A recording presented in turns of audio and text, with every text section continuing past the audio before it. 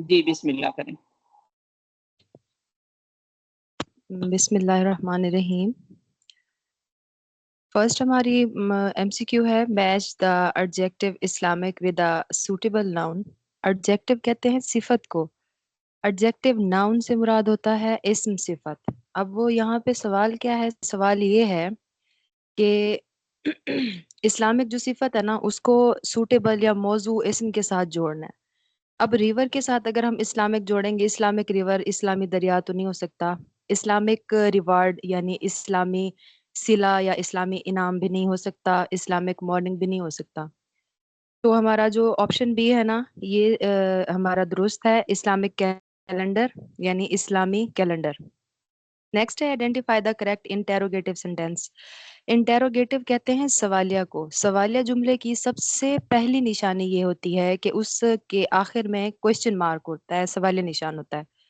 उसके बाद दूसरी निशानी ये होती है कि फिक्रे का जो आगाज होता है ना वो WH फैमिली से होता है। अब WH फैमिली किसे कहते हैं, यानी जैसे वट है, विच है, होम है, हु, ये वाले जो अल्फाज हैं वो इंग्लिश में WH फैमिली कहलाते हैं। तो ये दो निशानियां जो है ना वो हमें इस चीज की आइडेंटिफाई कराती हैं, यानी इस चीज का शनाख्त होती है इस चीज की कि ये हमारा सवालिया फिक्रा है। अब अगर ऑप्शन ए को देखें तो इसके एंड में फुल स्टॉप है, सवालिया निशान नहीं है, और स्टार्ट में भी जो हमारा आर्टिकल दा इस्तेमाल किया हुआ है ये हमारा इंटेरोगेटिव सेंटेंस नहीं है। ऑप्शन सी भी ऐसे ही है और ऑप्शन डी भी। लिहाजा ऑप्शन बी जो है, व्हाई डिड द रसूल सल्लल्लाहु अलैहि वसल्लम गो टू ताइफ, इसके एंड में सवालिया निशान भी है और स्टार्ट में WH फैमिली का एक वर्ड भी दिया हुआ है। तो इसीलिए हमारा ऑप्शन बी जो है वो करेक्ट आंसर है। नेक्स्ट है, ये एक पैसेज है, इसमें हमें क्या कहते हैं, एक वर्ड दिया हुआ है एंड में और उसका हमें अपोजिट या एंटोनम सेलेक्ट करना है। एक दफा पढ़ के बता रही हूँ आपको। आवर हॉली प्रॉफिट सल्लल्लाहु अलैहि वसल्लम is a model of tolerance. Tolerance कहते हैं सब्र को। He never wished ill for anyone. आप सल्लल्लाहु अलैहि वसल्लम सब्र का आला नमूना है। उन he never wished ill for anyone, उन्होंने कभी किसी का बुरा नहीं चाहा। हजरत आयशा रजी अल्लाह तआला अन्हा सेड, हजरत आयशा रजी अल्लाह तआला अन्हा फरमाती हैं that the holy prophet never took revenge upon anyone. Revenge कहते हैं बदला, रिवेंज अपॉन, अपॉन प्रेपोजिशन है। रिवेंज अपॉन से मुराद किसी से बदला लेना। हजरत आयशा रजी अल्लाह तआला अन्हा फरमाती हैं कि आप सल्लल्लाहु अलैहि वसल्लम ने कभी किसी से बदला नहीं लिया था। Abu Sufyan was the worst enemy of Islam before he became a Muslim. Worst कहते हैं बदतरीन, एनिमी कहते हैं दुश्मन को। Abu Sufyan was the worst enemy of Islam. Abu Sufyan जो है वो इस्लाम का बदतरीन दुश्मन था। बिफोर ही बिकेम अ मुस्लिम, मुसलमान होने से पहले, मुसलमान होने से पहले अबू सुफियान इस्लाम का बदतरीन दुश्मन था। एट द कंकेस्ट ऑफ मक्का, कंकेस्ट कंकर, इसका मतलब होता है फतह हासिल करना। एट द कंकेस्ट ऑफ मक्का, मक्का फतह करने के बाद, the holy prophet not only for gave, आप सल्लल्लाहु अलैहि वसल्लम ने ना सिर्फ माफ कर दिया, फॉर गिव फर्स्ट फॉर्म है, फॉर गेव सेकंड फॉर्म है, फॉर गिवन थर्ड फॉर्म है। फॉर गिव माफ कर देना, फॉरगिव हिम, आप सल्लल्लाहु अलैहि वसल्लम ने ना सिर्फ उसे माफ कर दिया बट आल्सो ऑनर्ड हिम, बल्कि उसे ये एजाज दिया। ऑनर्ड एजाज देना, honoured him by declaring amnesty for those who took refuge. Refuge कहते हैं पनाह हासिल करना। और ना सिर्फ उसे माफ कर दिया बल्कि ये एजाज भी बख्शा कि जो भी शख्स उनके घर में पनाह हासिल करेगा, रिफ्यूज इन हिज हाउस, उनके घर में पनाह हासिल करेगा, वो माफ कर दिया जाएगा या उसे पनाह मिल जाएगी। The opposite of enemy is, अब हमारा बेसिकली जो एक्चुअल वर्ड है एनिमी है उसका हमने एंटोनम या अपोजिट यानी उसका मुतजाद लफ्ज जो है वो ढूंढना है। अब फ्रेंड का मतलब होता है दोस्त, तो हमारा ऑप्शन ए जो है वो दुरुस्त होगा। नेक्स्ट सेम पैसेज है, इसकी अगर हम लास्ट लाइन देखें, the form of wish are, अब उन्होंने यहाँ पे हमें एक वर्ड दिया है विश यानी ख्वाहिश, इसकी फॉर्म हमें यानी इसकी हालतें जो हैं वो प्रेजेंट, पास्ट और पास्ट पार्टिसिपल जो हमारी फॉर्म ऑफ वर्ब्स होती हैं वो देखनी है। विश, विश्ड, विश्ड, ये जो है वो नॉन वेरिएबल्स होते हैं। नॉन वेरिएबल से मुराद ऐसी फॉर्म ऑफ वर्ब जो तब्दील ना हो, यानी सिर्फ ईडी ही लगता है, विश, विश्ड और विश्ड। लेकिन इससे पहले जो हमने ऊपर एक लफ्ज पढ़ा था ना फॉर गेव वाला, तो ये हमारे जो है वो वेरिएबल्स होते हैं, यानी वो तब्दील होते हैं। फॉर गिव फॉर गिवन, यानी जिसकी प्रेजेंट, पास्ट और पास्ट पार्टिसिपल की फॉर्म ऑफ वर्ब्स चेंज हों, वो वेरिएबल फॉर्म ऑफ वर्ब्स होती हैं। और जो चेंज ना हो, जैसे विश है, विश्ड और विश्ड सेम है, तो ये हमारी जो है वो नॉन वेरिएबल होती हैं फॉर्म ऑफ वर्ब्स। नेक्स्ट है कासिम। अस्सलाम वालेकुम। एक और पैसेज है। अंकल अंकल वालेकुम अस्सलाम। Where have you been Qasim? Qasim तुम कहाँ थे? We have met after a long time, हम काफी अरसे बाद मिले हैं। Qasim, I have been to Dubai, मैं दुबई था। Uncle, I have just come back, और मैं अभी वापस आया हूँ। Uncle, why did you go to Dubai? अब चचा पूछ रहा है कि तुम दुबई क्यों गए थे। अब देखिए, जहाँ पे सवाल पूछ रहा है ना, स्टार्ट में WH फैमिली है और एंड में क्वेश्चन मार्क है। ये हमारे इंटेरोगेटिव सेंटेंस की जो है वो पहचान है। Qasim, you know father is doing a job there. Qasim अब जवाब दे रहा है कि आपको पता है कि अब्बा वहां पर काम करते हैं, and mother is there too, और अम्मा भी वहां पे ही हैं। I went to see them, मैं उनसे मिलने गया था, पार्टिकुलरली खास तौर पर मदर, अम्मी को। She has been very ill, वो बहुत बीमार थी। Uncle, I am sorry. अब चचा जवाब दे रहा है, I am sorry to hear that, मुझे ये सुनकर बहुत अफसोस हुआ। How is she now? अब वो कैसी हैं? I went to see them particularly mother, मैं उनसे मिलने गया था खास तौर पे अम्मी जान से। अब यहाँ पे वर्ड पार्टिकुलर जो है उसका मतलब क्या है? पार्टिकुलरली, स्पेशली, खास तौर पर। फॉर्मली का मतलब होता है अमूमी तौर पर, कैजुअली भी ऐसे ही, कॉमनली भी आम तौर पर। स्पेशली यानी किसी चीज से खास तौर पर मिलने जाना या कोई खास चीज होना। नेक्स्ट है, a dash of people gathered around the magician. अब पीपल की बात है, लोगों की बात हो रही है, तो लोगों का हजूम होता है, क्राउड होता है। फ्लॉक से मुराद होता है परिंदों का गौल की शक्ल में उड़ना। फ्लॉक का वर्ड परिंदों के गौल के लिए इस्तेमाल होता है। हेयर्ड का वर्ड जो है वो जानवरों या मवेशियों के रेवड़ के लिए इस्तेमाल होता है। क्राउड का वर्ड जो है वो पीपल की गैदरिंग के लिए यूज होता है। और आर्मी जो है वो किसी एक खास जमात के लिए इस्तेमाल किया जाता है। तो हमारा ऑप्शन सी जो है वो करेक्ट होगा। नेक्स्ट है, a strong wind blew and dash are window.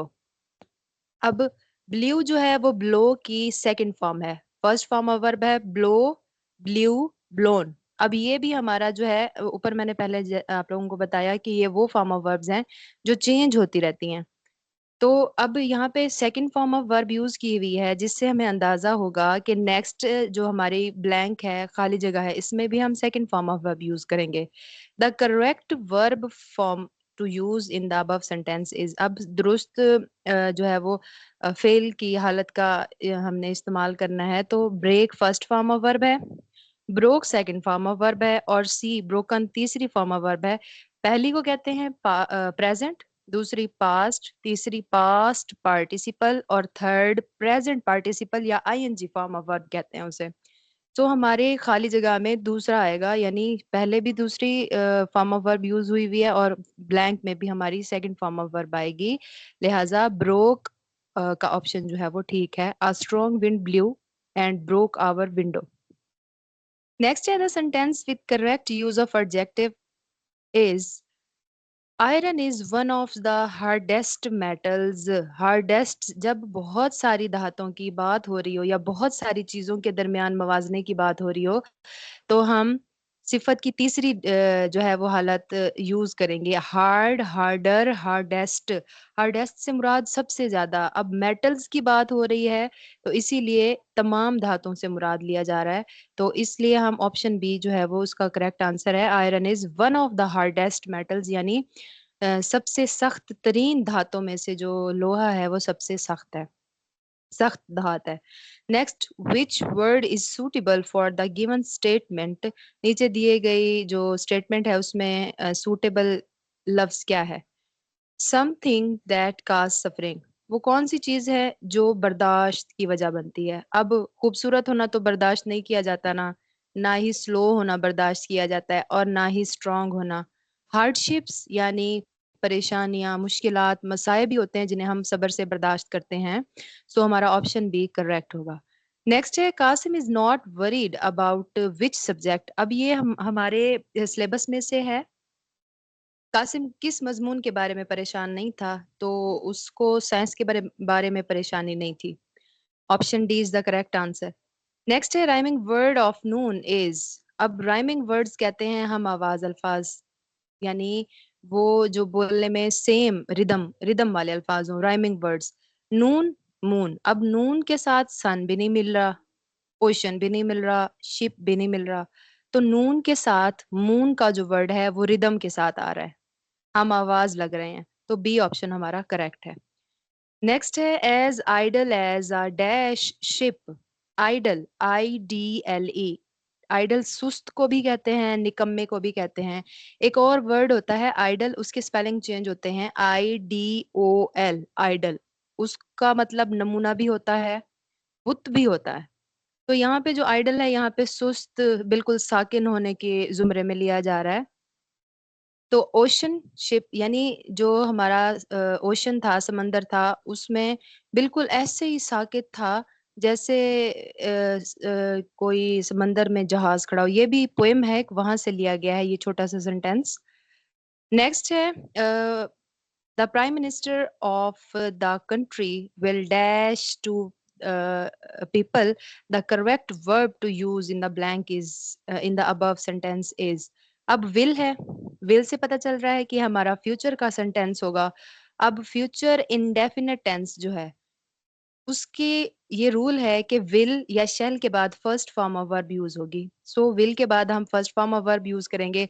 अगर तो विल बी होता तो हम स्पीकिंग यूज करते, क्योंकि वो फ्यूचर कॉन्टिन्यूअस टेंस का फिक्रा होता है। अब स्पोक और स्पोकन ये तीन दोनों नहीं आ सकते, क्योंकि स्पोक जो है वो स्पीक की सेकंड फॉर्म ऑफ वर्ब है, और सेकंड फॉर्म ऑफ वर्ब सिर्फ पास्ट इंडेफिनिट टेंस में यूज होती है। और स्पोकन जो है, इसका भी एक रूल है थर्ड फॉर्म ऑफ वर्ब का, कि हैज, हैव या हैड के साथ हमेशा थर्ड फॉर्म ऑफ वर्ब लगती है, उसके अलावा नहीं लगती। और अगर जहां तक फ्यूचर की बात है, तो विल हैव बीन होगा तब हम स्पोकन यूज करेंगे, अदरवाइज नहीं। सो विल अकेला है, इसीलिए हम फर्स्ट फॉर्म ऑफ वर्ब लगाएंगे, क्योंकि हमें पता है कि विल के साथ अगर कोई दूसरा इमदादी फेल नहीं है तो इट मीन्स ये फ्यूचर इंडेफिनिट टेंस का फिक्रा है। नेक्स्ट है the sentence with correct use of article is. अब हमें आर्टिकल यूज करना है, आर्टिकल ए, एन या दा में से। अब ऊपर अगर हम पहले दो फिक्रे देखें, तो ये दोनों गलत हैं। क्यों? क्योंकि एन जो है, हमारे जहन में ये है कि AEIOU जो हैं वो हमारे वॉवल्स होते हैं, जबकि ऐसा नहीं है। मैंने आपको पहले भी बताया था कि वो अल्फाज जो प्रोनाउंसिएट करते हुए अलिफ या छोटी ए या फिर सॉरी अलिफ या फिर बड़ी ए से स्टार्ट हो, अलिफ मदा से प्रोनाउंसिएट करते हुए हमारे मुंह से निकले, तो उसके लिए हम एन, सॉरी हाँ, एन का इस्तेमाल करेंगे। और अदरवाइज जो हमारे कंसोनेंट होते हैं, उसके स्टार्ट में बेशक वॉवल्स जो हमने याद किए हमें AEIOU, तो वो हों पड़े, तो वो उसके लिए वो ये चीज मैटर नहीं करती।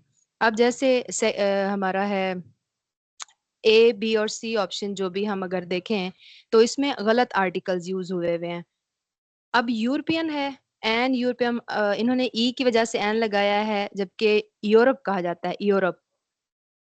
और नेक्स्ट है एन यूनिवर्सिटी, ये से स्टार्ट होता है, यूनिवर्सिटी, एन गलत है। MA डिग्री, अगर ए है, एम अगर हम लिखें तो अलिफ के साथ स्टार्ट होता है, और अगर बोले भी तो हम एम की आवाज आती है। अगर NMA होता तो ठीक होता। दे सा अ वन आइड जाइंट, उन्होंने एक एक आंख वाला बहुत बड़ा भूत भूत या जिन देखा। तो वन वाव से है, अलिफ की आवाज नहीं आ रही बोलते हुए। सो ए का जो है वो आर्टिकल यूज होगा, हमारा डी ऑप्शन ठीक है। This sentence showing smile is, sorry simile is, he fought like a lion. अब ये यूं समझ लें, अगर हम उर्दू की जुबान में कहें तो तशबीह का फिक्र है। तो तशबीह का कौन सा फिक्रा दुरुस्त है? He fought like a lion, वो शेर की तरह लड़ा। नेक्स्ट है the sentence with correct use of since is.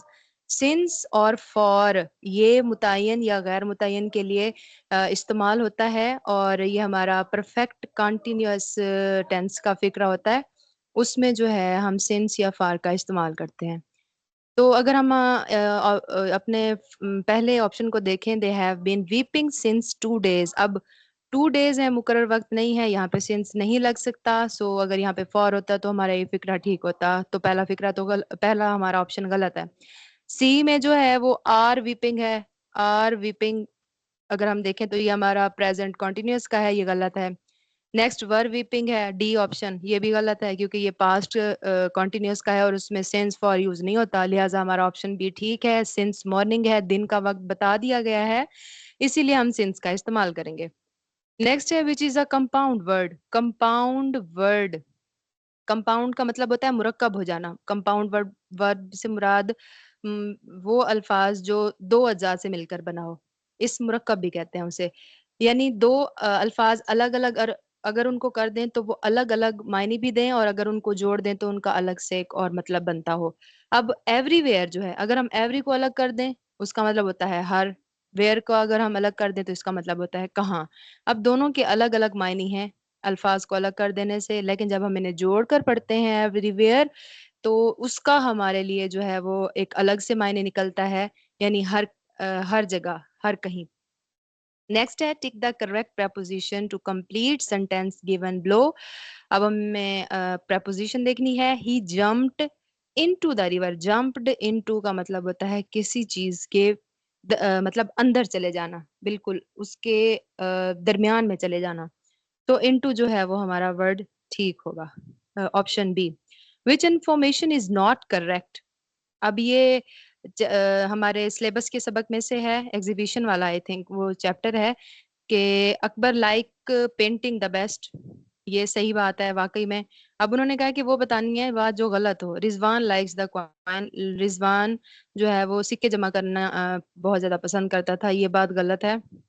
क्योंकि नेक्स्ट जो है लाइक द रॉक्स बेस्ट, वो रॉक्स यानी छोटे छोटे पत्थरों को पसंद करता था। और ऑप्शन डी जो है ये भी ठीक बात है। सो हमारा जो ऑप्शन बी है ना, ये गलत इंफॉर्मेशन है। Rizwan likes the coins most, so हमारा ऑप्शन बी करेक्ट होगा। नेक्स्ट है did he play the match. अब the correct passive voice is. अब अगर हम देखें ये कौन से टेंस का फिक्र है, डिड बता रहा है कि ये पास्ट का है, सो हम इसको पास्ट में ही चेंज करेंगे। अब अगर हम इस फिक्रे को सादा देखें तो ये अगर हम डिड को हटा दें तो ये बन जाएगा ही प्लेड द मैच। अब जब हम इसको क्या कहते हैं पैसिव वॉइस में कन्वर्ट करेंगे तो ये बनेगा the match was played by him. अब चूंकि उन्होंने सवालिया बताया है तो हम उस जो हमने सादा पैसिव वॉइस बनाया है उसको हम इंटेरोगेटिव में ले आते हैं। अब वाज जो था वो हमारा सब्जेक्ट के बाद हमने लगाया था ना, यहाँ पे हम पहले ले आएंगे वाज को। सो हमारा क्या बनेगा sentence, was the match played by him, और एंड में क्वेश्चन मार्क। अब अगर यहाँ पे मैच की बजाय कोई ऐसा लफ्ज होता जो हमारा प्लूरल फॉर्म में होता तो हम यहाँ पे वाज की बजाय वर यूज करते। ये रूल्स हैं जो आप लोगों को याद करने होंगे। ठीक है मैम, मेरा हो गया। अब आप, बल्कि नहीं, इस्लामियात है आगे। जी बिल्कुल। जी जी। जब सब लोग दोबारा जिंदा होकर अल्लाह ताला के सामने पेश होंगे तो उसे हश्र कहते हैं। हश्र के मैदान में जो है वो तमाम लोग दोबारा इकट्ठे होकर अल्लाह ताला के हुजूर पेश किए जाएंगे। ये भी हमारे सिलेबस में से ही एमसीक्यूज हैं। नेक्स्ट है एक शख्स दुनिया में बदी करता है उसके बावजूद बच जाता है। इससे क्या होता है, इंसाफ के तकाजे जो है वो पूरे नहीं होते। यानी दुनिया में भी बदी करे और उसके बावजूद भी बच जाए तो ये इंसाफ का तकाजा तो नहीं है ना। नेक्स्ट है अकीदा आखिरत से क्या मुराद है, अल्लाह ताला पर ईमान। यानी अल्लाह ताला पर ईमान ही पहली सीढ़ी है इस बात की। जब अल्लाह ताला पर ईमान होगा इंसान को तो वो इस बात पर भी यकीन रखेगा कि हम इस कायनात में जो भी अमाल करेंगे मरने के बाद जो है वो हमें अल्लाह ताला के हुजूर सामने उनके जो है वो जवाबदेह होना पड़ेगा, और आखिरत जो है वो होगी। अगर हम मुसलमानों के अलावा दूसरे अकायद को देखें ना, जो ये समझते हैं कि बस इस दुनिया की ही जिंदगी है उसके बाद नहीं, तो वो ये भी नहीं समझते। अब अगर हिंदुओं को देखें तो वो अपनी मुर्दों को जला भी इसी वजह से देते हैं कि भाई अब बस यही जन्म है इनका, और इनकी जो अस्थियां हैं जो राख वो बहा देते हैं। तो उनका यही मानना है कि अब दोबारा से ये जो है ना बस ये राख हो गए और दोबारा से नहीं। इनका जो है वो मतलब सब खत्म, ये जिंदगी खत्म, दोबारा नहीं पैदा किए जाएंगे। जबकि मुसलमानों का है यही कि अकीदा आखिरत है, हम दोबारा जिंदा किए जाएंगे। दीन इस्लाम के लिए कोशिश करना क्या कहलाता है? दीन इस्लाम के लिए कोशिश करना जिहाद कहलाता है। सफर ताइफ के मौके पर आप सल्लल्लाहु अलैहि वसल्लम के साथ क्या सलूक किया गया था? आप सल्लल्लाहु अलैहि वसल्लम पर पत्थर बरसाए गए थे। मक्का के कुछ लोगों ने आप सल्लल्लाहु अलैहि वसल्लम के पीछे जो है वो बाजारी गुंडों को लगा दिया था, जिसकी वजह से जो है वो आप सल्लल्लाहु अलैहि वसल्लम पर पत्थर बरसाते और आप सल्लल्लाहु अलैहि वसल्लम के टखनों का निशाना ताक ताक कर जो है वो पत्थर उनके मारते, जिससे आप सल्लल्लाहु अलैहि वसल्लम के पापोश मुबारक जो है वो जख्मी हो गए थे। आप सबको पता होगा इस वाक्य का। नेक्स्ट है, कुरान पाक के मुताबिक जो पैगंबर आग आग में कूद पड़े थे उनका नाम क्या है? हजरत इब्राहिम अलैहिस्सलाम जो है वो पैगंबर थे जो आग में कूद पड़े थे। और हमारे उर्दू में तलमीह के लिए एक शेर भी इसका इस्तेमाल होता है कि बेखतर कूद पड़ा आतिशे नमरूद में इश्क, अक्ल है महवे तमाशाए लबे वाम अभी। तो इस वाक्य की तरफ इशारा है उस शेर में भी। नेक्स्ट है, हजरत दाऊद अलैहिस्सलाम किस जरिए से रिज्क हासिल करते थे? हजरत दाऊद अलैहिस्सलाम जो है वो मजदूरी करते थे। शहीद उसे कहते हैं जो शख्स इस्लाम के लिए जिहाद करता हुआ जान दे दे। नेक्स्ट, मैदे को खाली रखने की मश्क हमारी जो है वो रमजानुल मुबारक में होती है, क्योंकि हम उस महीने में रोजे रखते हैं और रोजा एक तरह से हमारे जिस्म की ज़कात होता है। नेक्स्ट है, हज हर बालिग और साहिब इस्तिताअत मुसलमान पर जिंदगी में एक बार फर्ज है। अगला पैसेज है, वक्त की किल्लत है इसलिए मैं इसका जो है वो स्टेटमेंट इसकी पढ़ देती हूँ। घर के अंदर छिड़काव होना चाहिए किस चीज, सॉरी, हाँ, घर के अंदर छिड़काव होना चाहिए किस चीज का? कीड़े मार अद्वियात का जो है वो घर के अंदर छिड़काव जरूरी है। नेक्स्ट स्टेटमेंट है, शजर की एक टहनी, ये भी हमारे सिलेबस में से ही लिया गया है। अब इसकी स्टेटमेंट क्या है? बुलबुल तन्हा और डैश बैठा था। अगर हम पैसेज पढ़ें तो हमें पता चलेगा कि बुलबुल तन्हा और उदास बैठा था। नेक्स्ट है, दर्द से हाय हाय करना किसको कहते हैं? यानी कराहना, जब कोई कराह रहा हो तो उसको हम ये कहते हैं कि दर्द से हाय हाय कर रहा है। नेक्स्ट, दुनिया में हर इंसान, ये पैसेज भी आप लोग देख लीजिएगा।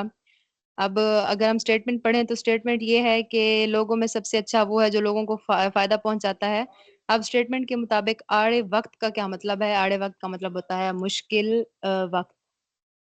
मैम नेक्स्ट आप पढ़ दें। ओके जी।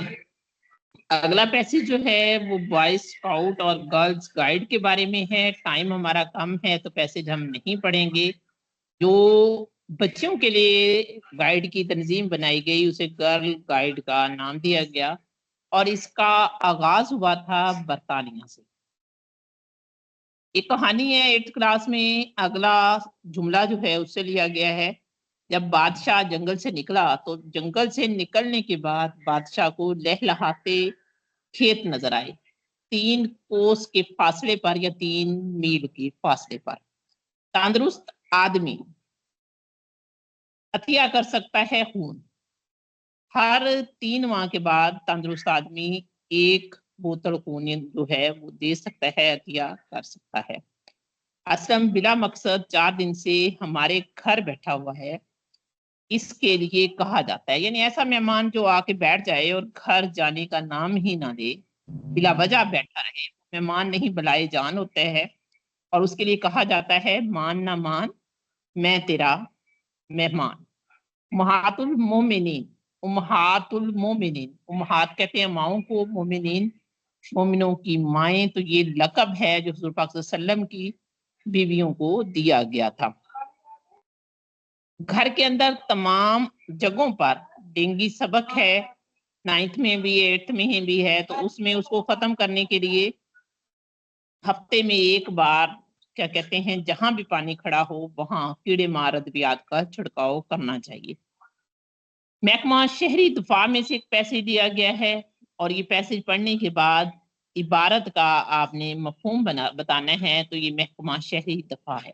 ये आपके पेपर में भी आएंगे ऐसे क्वेश्चन। तो इनको हल करने का बेहतरीन तरीका है कि आपने इस पैसेज को तवज्जो से पढ़ना है, फिर सोच के सवाल का जवाब देना है। बज़्म अदब में बहस हुई मिसाली तालिबे इल्म पर। अगला एक मस्जिद के बारे में पैसेज है और सवाल ये है कि जो मस्जिद की शानदार फसील है वो किले के अंदर की इमारतें आहिस्ता आहिस्ता खत्म होती जा रही हैं और किला द्रावड़ के पास वाकया मस्जिद में परतों या अक्स नजर आता है किसका? दिल्ली की बादशाही जामिया मस्जिद का। बम्बई की जामिया मस्जिद जो है, सॉरी, प्यादा किसे कहते हैं? पैदल चलने वाले को। शगर ये कहते हैं दरिया को। निदाया यानी जिसमें हम पुकारते हैं लोगों को, जैसे लोगों मेरी बात सुनो, ये निदाया जुमलिया है। जिस पर एतबार हो उसे मोतबर कहते हैं। इत्तेजाज हुसैन के वालिद ने कभी सोचा ना था कि उनका बेटा जो है इतना बड़ा काम कर जाएगा। जुमला हमने मुकम्मल करना है। नज़म है शहीदों का लहू। और अगला फ्रूट के बारे में सबक है, पैसेज है। अनार की सबसे पहली खूबी जो हमें अपनी तरफ मुतवज्जो करती है वो उसका रंग है। एक सबक है प्रिंसिपल्स ऑफ इकोनॉमिक्स जियोग्राफी, इक़्तिसादी जियोग्राफिया की। इसमें इन्होंने पूछा है कि ये किसकी किताब है? कि एल्सवर्थ हैंगटन की किताब है। रेलवे के इंजन की इजाद कब हुई? 1930 में। ये जनरल नॉलेज के क्वेश्चन है। माहीगिरी पहला पेशा है, यानी इंसान जब दुनिया में आया तो जानवरों के शिकार के बाद जो अगला पेशा उसने इख्तियार किया वो माहीगिरी था। तो ये इब्तदाई पेशा है। सतह समंदर को हसार में लिए हुए है पूरा हवाई। सनत कौन सी मुआशी सरगर्मी में आती है? सानवी। सनत जो है बाद में आई, इब्तदाई जो है वो माहीगिरी और क्या कहते हैं, जानवर पालना और शिकार करना था। सनत जो है कारखाने सानवी में आता है। फसलों की काश्त कौन सी मुआशी सरगर्मी है? इब्तदाई। जियो का मानी होता है जमीन। किसी चीज का मुतालिया तिजारती जोग्राफिया का अहम जुज है। तिजारती जोग्राफिया जो है वो डील करता है मंडियों को, तो मंडियों का मुतालिया जो है वो अहम जुज।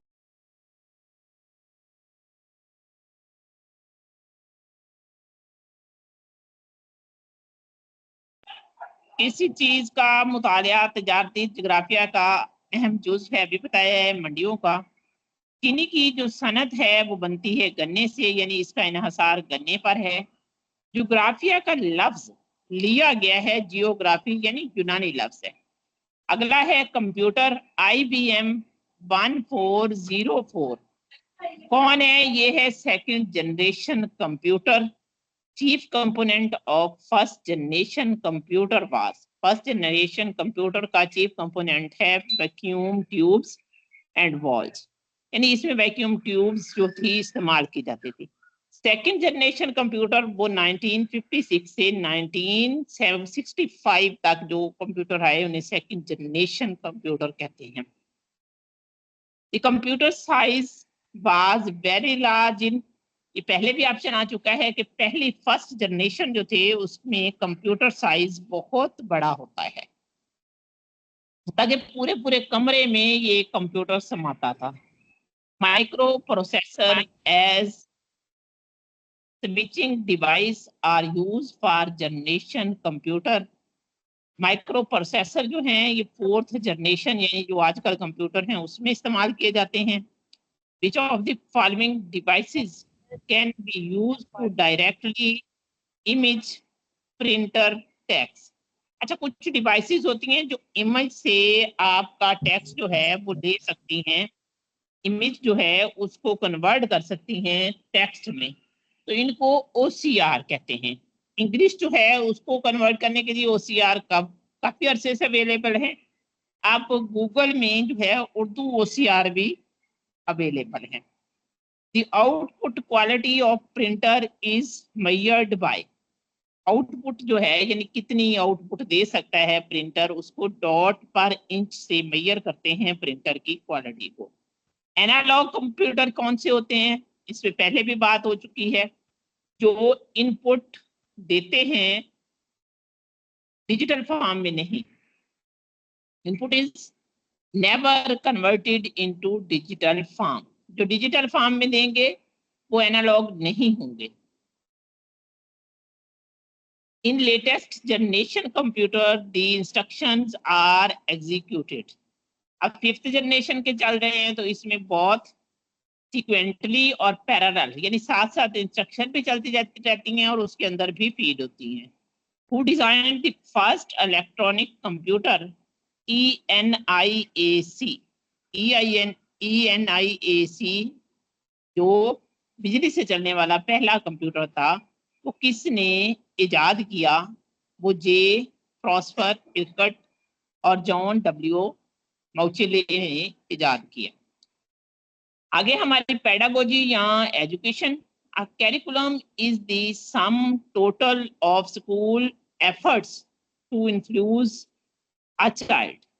देखें कैरिकुलम पे इतनी दफा बात हो चुकी है कि कैरिकुलम क्या है, वो तमाम सरगर्मियों का मजमुआ है जो तब्दीली लाता है बच्चे के किरदार में।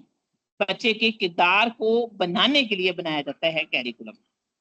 Percentage of knowledge gained through observation. जिस दुनिया में हम आए हैं पहला काम होता है सुनना, सुनने से भी हम सीखते हैं, लेकिन जो ऑब्जर्वेशन से हम सीखते हैं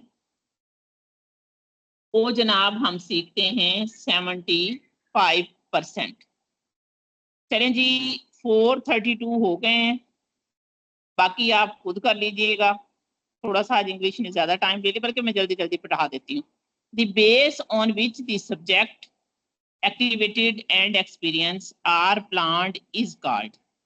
जो बेस जिस पे हम अपने तजर्बात और सरगर्मियों से सीखते हैं वो डिजाइन कहलाता है। Keeping view the type of student in class are generally grouped as. तो एवरेज बच्चों को, औसत बच्चों को, बिलो एवरेज और अबव ज़हीन, फतीन और जो मोतदिल बच्चे हैं यानी कम ज़हन वाले, सबको जहन में रखते हुए फिर सिलेबस बनाया जाता है।